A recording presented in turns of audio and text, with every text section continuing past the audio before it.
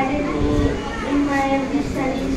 First at first I was doing my append classes and I couldn't handle it. It was too difficult. मला खूप काय यायचं नाही, मॅथ्समध्ये खूप घालायचो.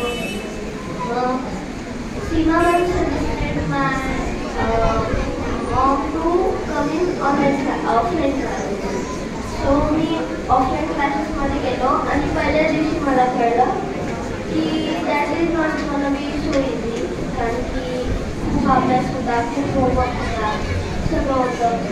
आणि त्याच्यानंतर दुसऱ्या दिवशीपासून मी खूप घाबरायला लागले. How am I going to do, कसं होणार आहे माझं, कधी होमवर्क होणार, स्कूलचं पण वगैरे मला बोलायचं. त्याच्यानंतर कळलं की जर मला करायचं आहे तर मी खूप प्रयत्न करू शकतो.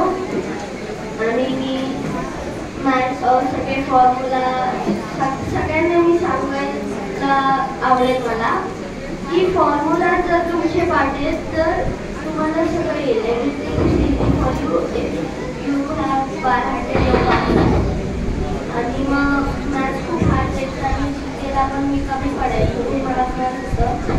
तुम्ही खूप अभ्यास केला. GK is not the subject you have to write. GK तुम्ही फक्त वाचा, जिथे दिसेल तेवढं तिथे वाचा, बुक्स वाचा. मॅम जसं की तुम्ही सांगितलं आणि 1000% PDF दिले, सारखं वाचत राहिलं की जीके येतं. आणि अबाउट इंग्लिश तर माझं चांगलं होतं आणि मॅथ्समध्ये पण खूप घालायचं मी, पण नंतर खूप चांगल्या प्रकारे यायला लागलं. अँड फायनल जेव्हा एक्झाम आली so I was much scared. गर्दी होती तिथे आतमध्ये गेलो आम्ही बसलो आणि कधीच आपला कुठलाही फ्री टाईम कधीच घालवायचं नाही. काय करायचं, कुठला काम नसेल सगळं होमवर्क झालं ऑलवेज बाय हार्ट युअर फॉर्म्युलाजवर सगळ्यात जास्त लक्ष द्यायचं.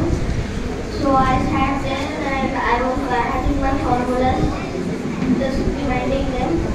देन पेपर आला समोर आणि तिथे जे ब्लॉक असतं ते नेहमी लक्ष ठेवायचं. Over don't come in over confidence की माझं लगेच पेपर होतो म्हणून काही घड्याळाकडे लक्ष द्यायची गरज नाही. Watch it, look at the clock, take a watch and solve your paper by the half an hour होऊन जायचं. त्याच्यामध्ये तुम्ही एवढे क्वेश्चन्स करू शकतो.